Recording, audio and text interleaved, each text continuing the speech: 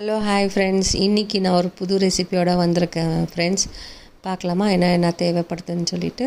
அதுக்கு ஒரு கோதுமை மாவு 1 கப் எடுத்துக்கோங்க, உப்பு,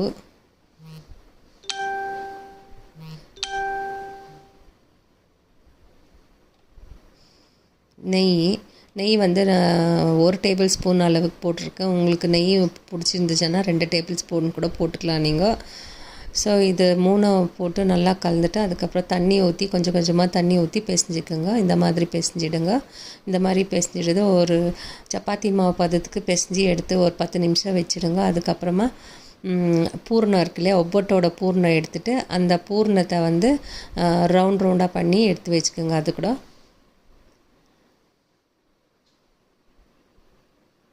பாருங்கள் 10 நிமிஷம் ஆயிடுச்சு.